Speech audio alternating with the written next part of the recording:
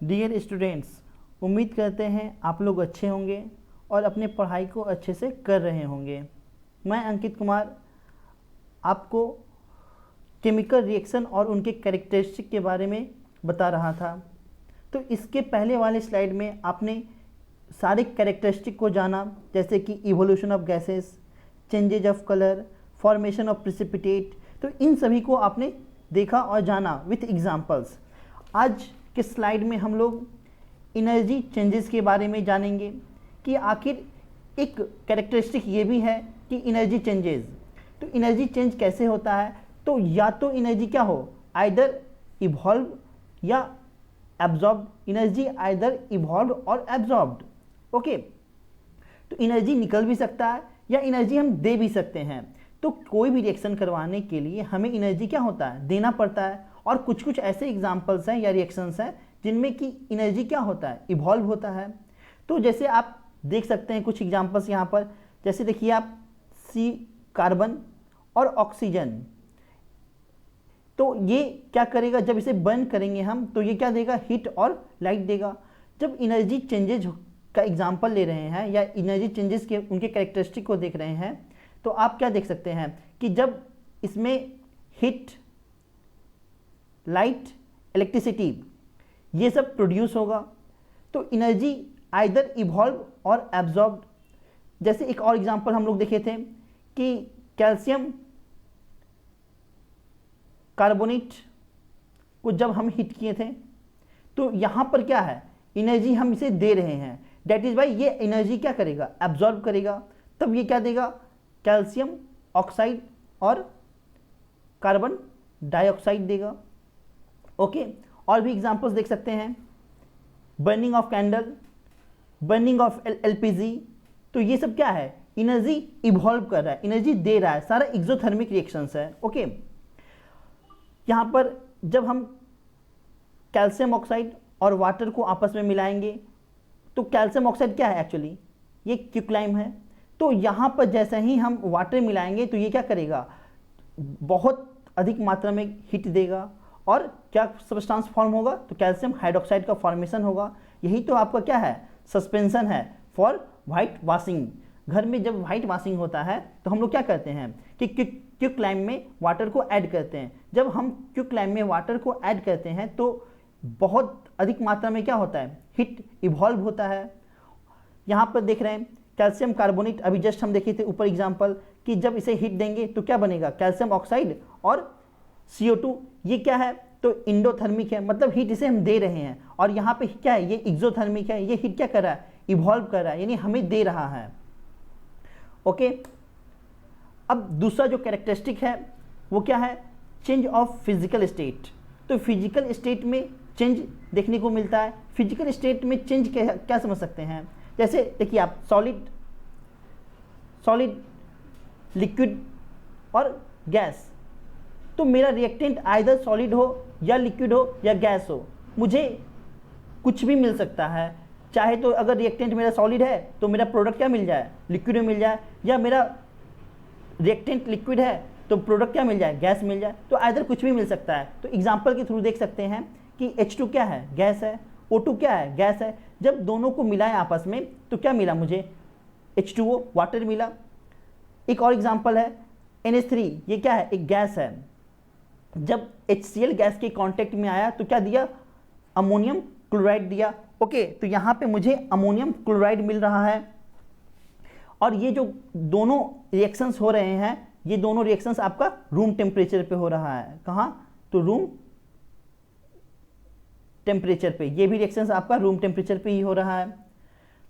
अब हम लोग जानेंगे, क्योंकि देखिए केमिकल रिएक्शन और उनके कैरेक्टरिस्टिक के बारे में हम लोग जान गए कि क्या क्या उनके कैरेक्टरिस्टिक्स हैं। अब हम लोग केमिकल इक्वेशन के बारे में जानेंगे कि आखिर केमिकल इक्वेशन है क्या और ये कैसे बनता है, उनके स्टेप्स को देखेंगे और बैलेंसिंग कैसे किया जाता है, इन सभी को यहाँ पे अब जानेंगे हम लोग।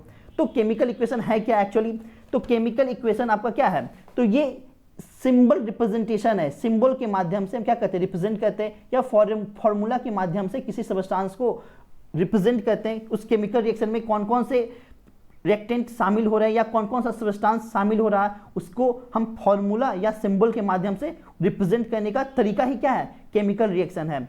तो ये क्या एक्चुअली रिप्रेजेंटेशन है। देखिए डिफिनेशन में भी देख सकते हैं आप लोग कि ये क्या है, शॉर्ट हैंड रिप्रेजेंटेशन है किसका, तो केमिकल रिएक्शन का। किसके माध्यम से, तो सिंबल और फॉर्मूला के माध्यम से, यही आपका क्या है, केमिकल रिएक्शन है। जैसे एग्जांपल के तौर पे देख सकते हैं आप लोग, जिंक को हम क्या करेंगे, डाइल्यूट सल्फ्यूरिक एसिड के साथ ऐड करेंगे तो मुझे क्या मिलेगा, जिंक सल्फेट मिलेगा और हाइड्रोजन गैस मिलेगा। और देखिए तो जिंक को रिप्रेजेंट करने का तरीका क्या है, तो Zn है, और डाइल्यूट सल्फ्यूरिक एसिड को H2SO4 से रिप्रेजेंट कर रहे हैं। तो मुझे दोनों रिएक्टेंट को आपस में मिलाने पर मुझे क्या मिल रहा है, तो ZnSO4 मिल रहा है, जिंक सल्फेट मिल रहा है और H2 गैस मिल रहा है। तो ये क्या है, एक सिंबॉलिक रिप्रेजेंटेशन है। ओके, अब देखिए कि हम केमिकल इक्वेशंस को कैसे लिखेंगे। केमिकल इक्वेशन को लिखने का तरीका क्या होगा, तो सबसे पहला स्टेप में क्या करेंगे हम लोग कि हम लोग रिएक्टेंट को आइडेंटिफाई करेंगे और प्रोडक्ट, उस रिएक्टेंट के माध्यम से कौन सा प्रोडक्ट बनकर तैयार हो रहा है उस केमिकल रिएक्शन में। तो दोनों को सबसे पहले आपको आइडेंटिफाई करना होगा कि रिएक्टेंट कौन है और प्रोडक्ट क्या बनेगा। ओके, उसके बाद क्या करेंगे हम लोग कि लेफ्ट साइड में जब भी लिखाएगा तो आपका रिएक्टेंट लिखाएगा, और जब दो या दो से अधिक रिएक्टेंट होगा तो उसके बीच में क्या देना पड़ेगा, मुझे प्लस साइन देना पड़ेगा उनके बीच। तो रिएक्टेंट और प्रोडक्ट सेपरेटेड बाई, और रिएक्टेंट और प्रोडक्ट को सेपरेट कैसे करेंगे, या तो हम आइदर इस तरीके से एरो दे सकते हैं, नहीं तो इक्वल टू का साइन दे सकते हैं, नहीं तो आप लोग जानते होंगे रिवर्सिबल के लिए इस तरीके से हम लोग इस साइन का यूज कर सकते हैं। रिवर्सिबल के केस में रिवर्सिबल, ओके, तो रिवर्सिबल में इस साइन का प्रयोग होगा, इक्वल टू के लिए एरो के लिए ये। तो इस टाइप के जो रिएक्शंस को अगर पूरे केमिकल इक्वेशन को लिखते हैं तो ये क्या है, एक्चुअली स्केलेटन इक्वेशन है। स्टेप 3 में हम लोग क्या करेंगे कि दोनों साइड जितने नंबर ऑफ एटम्स होंगे, प्रोडक्ट साइड और रिएक्टेंट साइड, दोनों साइड हम लोग नंबर ऑफ एटम को काउंट करेंगे, और एटम को काउंट करने के बाद उसे बैलेंस करने का प्रयास करेंगे।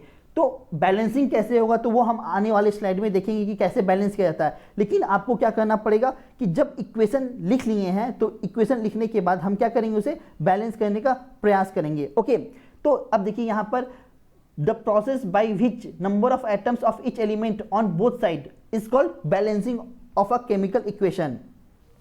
तो जिस प्रोसेस के तहत हम लोग उसके एटम और हर एलिमेंट में जब उसके एटम को हम लोग काउंट करके बैलेंस करने का प्रयास करते हैं, रिएक्टेंट और प्रोडक्ट साइड दोनों क्या कहलाता है, तो ये प्रोसेस आपका actually balancing of chemical equation है।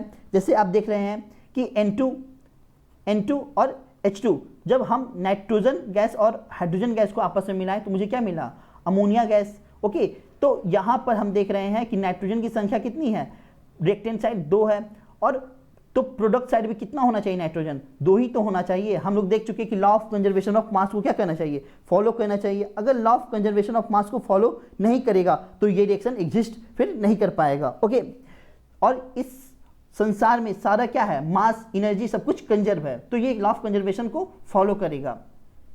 और यहाँ पे हाइड्रोजन की संख्या कितनी है, तो 2, तो 3 दूना 6, और यहाँ पे भी हाइड्रोजन 6। अब ये रिएक्शन क्या हो गया, बैलेंस हो गया। तो हमें हाइड्रोजन में 3 से मल्टीप्लाई करना पड़ेगा और अमोनिया में 2 से मल्टीप्लाई करना पड़ेगा। ओके, अब देखिए how can a chemical equation be made more informative. अब कैसे किसी केमिकल इक्वेशन को अधिक इंफॉर्मेटिव बनाया जाए, कैसे हम अधिक से अधिक सूचनाएं प्राप्त कर सकते हैं किसी भी केमिकल इक्वेशन से। तो देखिए रिएक्शन कंडीशन, उसमें रिएक्शन कंडीशन देना पड़ता है हमें, जैसे कि टेम्परेचर, प्रेशर, कैटलिस्ट। तो जब भी कोई रिएक्शन लिखेंगे और रिएक्शन लिखने के बाद मुझे क्या देना पड़ेगा, उसमें कुछ इंफॉर्मेशन प्रोवाइड करना पड़ेगा उस केमिकल इक्वेशंस में। जैसे कि हम रिएक्टेंट है, तो जैसे देखिए कोई रिएक्टेंट आर से रिप्रेजेंट कर रहे हैं, ये क्या हो रहा है, प्रोडक्ट में कन्वर्ट हो रहा है। तो कोई रिएक्टेंट आर प्रोडक्ट में कन्वर्ट हो रहा है तो उसमें हमें क्या करना पड़ेगा, टेम्परेचर देना पड़ेगा, ओके, डिग्री सेंटीग्रेड में, प्रेशर देना पड़ेगा एटीएम में, PATM, और मुझे देना पड़ेगा कैटलिस्ट कि कौन सा कैटलिस्ट का प्रयोग हो रहा है। तो देखिए जब रिएक्टेंट से प्रोडक्ट मेरा बन रहा है तो मुझे क्या देना पड़ रहा है, तो टेम्परेचर, प्रेशर और कैटलिस्ट, इन सभी इंफॉर्मेशन को हम लोग प्रोवाइड करते हैं किसी पार्टिकुलर केमिकल इक्वेशंस में। ओके, और भी देख सकते हैं कि physical state of reactant and product, यहाँ पे टी छूट गया, प्रोडक्ट। तो physical state of A reactant, तो किसी भी केमिकल इक्वेशन को हम लोग स्टेट के आधार पर बता सकते हैं। तो स्टेट के आधार पर कैसे, तो जैसे देखिए, या तो सॉलिड हो, लिक्विड हो, गैस हो या एक्वस सॉल्यूशन हो। जैसे कि हम लोग देखे थे कैल्शियम कार्बोनेट था, तो कैल्शियम कार्बोनेट क्या है, सॉलिड है। जब हम इसे हीट किए तो मुझे क्या मिला, बाय प्रोडक्ट के तौर पर एक कैल्शियम ऑक्साइड मिला और CO2 मिला। तो ये एक्चुअली सॉलिड है, तो मुझे क्या करना पड़ेगा, यहाँ पर इसके बगल में S से रिप्रेजेंट करना पड़ेगा कि ये CaCO3, यानी ये S जो रिप्रेजेंट कर रहा है ये आपको सॉलिड को रिप्रेजेंट कर रहा है। दैट इज वाई आपका कैल्शियम कार्बोनेट क्या है, सॉलिड है। और यहाँ पर CO2 ये क्या है, आपका गैस है, तो मुझे यहाँ पे G से रिप्रेजेंट करना पड़ेगा। और भी एग्जांपल देख सकते हैं कि सोडियम है, तो ये सोडियम क्या है, यहाँ पर सॉलिड है, तो मुझे क्या यहाँ पे S रिप्रेजेंट करने क्या रिप्रेजेंट कर रहा है, तो ये सॉलिड को रिप्रेजेंट कर रहा है। यहाँ पे H2O ये क्या चीज़ को रिप्रेजेंट कर रहा है, तो लिक्विड को रिप्रेजेंट कर रहा है। और NaOH, तो NaOH क्या है, आपका एक्वस सॉल्यूशन है। तो हम लोग फिजिकल स्टेट के माध्यम से क्या कर सकते हैं, रिएक्टेंट या प्रोडक्ट को बता सकते हैं कि वो आइदर सॉलिड है, लिक्विड है या गैस है या एक्वस सॉल्यूशन है। ओके, फर्दर हम किसी भी केमिकल इक्वेशंस को और भी इंफॉर्मेटिव कैसे बना सकते हैं, तो हमें देखना होगा कि वो रिएक्शन क्या है, एनर्जी को एब्जॉर्ब कर रहा है या उसे इवॉल्व कर रहा है, यानी एनर्जी को दे रहा है या उस एनर्जी को ले रहा है। ठीक है, तो जिस रिएक्शन में एनर्जी क्या हो, एब्जॉर्ब हो, वो एक्चुअली क्या है, आपका एंडोथर्मिक रिएक्शन है। उसे हम क्या कहते हैं, माइनस हीट यानी माइनस डेल्टा, मतलब इसमें एनर्जी क्या कर रहे हैं, हम इसे दे रहे हैं। और यहाँ पे क्या है, प्लस डेल्टा, तो प्लस डेल्टा का मतलब क्या हुआ कि ये एनर्जी हमें क्या दे रहा है, वापस दे रहा है। एक्सोथर्मिक रिएक्शन में क्या है, ये एनर्जी को क्या कर रहा है, बाहर की ओर दे रहा है, मतलब प्लस हीट या प्लस डेल्टा। तो ये आपका एक्सोथर्मिक रिएक्शन है। और आगे देखिए, कंसंट्रेशन ऑफ द रिएक्टेंट। तो कंसंट्रेशन, हम किसी भी केमिकल इक्वेशन को उसके कंसंट्रेशन के आधार पे बता सकते हैं। हम क्या कर सकते हैं कि जैसे देखिए, हम लोग क्या किए थे, Zn प्लस डाइल्यूट, यहाँ पे क्या लिखते थे, DIL डाइल्यूट। तो ये क्या रिप्रेजेंट कर रहा है कि जो रिएक्शन है मेरा, केमिकल इक्वेशन है, ये क्या है, डाइल्यूट H2SO4। तो यहाँ पे DIL, या अगर हम CONC कॉन्क यानी कॉन्सनट्रेटेड H2SO4, तो रिएक्शन को क्या करना पड़ेगा कि उसके कंसंट्रेशन को बता सकते हैं कि उसमें जो सल्फ्यूरिक एसिड ले रहे हैं ये आपका डाइल्यूट है या कॉन्सनट्रेटेड। अब देखिए रेट ऑफ रिएक्शन, अब हम लोग रेट ऑफ रिएक्शन के आधार पर बता सकते हैं कि आपका जो केमिकल इक्वेशन है वो फास्ट है या स्लो है। तो हम लोग क्या कर सकते हैं कि जो रिएक्शन क्या होगा, फास्ट होगा, उसे एरो के ऊपर हम लोग फास्ट लिखेंगे। अगर रिएक्शन क्या हो, स्लो हो, अगर स्लो होगा तो हम एरो के ऊपर क्या लिख देंगे, स्लो लिख देंगे। जैसे कि एग्जांपल के तौर पे आप लोग देख सकते हैं HCl, ठीक है, HCl ये एक्वस है आपका, प्लस NaOH सोडियम हाइड्रोक्साइड, ये भी क्या है, एक्वस है। ये रिएक्शन क्या होता है, दोनों HCl और NaOH, ये जब हम हाइड्रोक्लोरिक एसिड और सोडियम हाइड्रोक्साइड को आपस में मिलाएंगे तो ये क्या होगा, काफ़ी स्पॉन्टेनियस होगा और हमें क्या देगा, NaCl देगा और प्लस वाटर देगा। तो देख सकते हैं कि यहाँ पर रेट ऑफ रिएक्शन बता रहा है कि ये रिएक्शन क्या है, आपका फास्ट है। तो हम एरो पे फास्ट लिख के बता सकते हैं कि आपका रिएक्शन क्या है, फास्ट है। इसी तरीके से कुछ ऐसे भी एग्जाम्पल्स हैं जिनमें कि हम एरो के ऊपर स्लो लिख के बता सकते हैं कि वो रिएक्शन क्या है, स्लो है। अब हम आने वाले स्लाइड में आपको balancing of a chemical equation के बारे में बताएंगे और बैलेंसिंग करना सिखाएंगे कि कैसे किसी भी केमिकल इक्वेशंस को बैलेंस किया जाता है। तो उम्मीद करते हैं कि आपको आज का क्लास समझ में आया होगा और इससे पिछले जितने भी क्लास हो चुके हैं आप लोग उसे भी एंजॉय कर रहे होंगे। तो बस उम्मीद करते हैं कि आप लोग इसी तरीके से वीडियो को लगातार देखते रहिए और हमें सपोर्ट करते रहिए। ओके, धन्यवाद।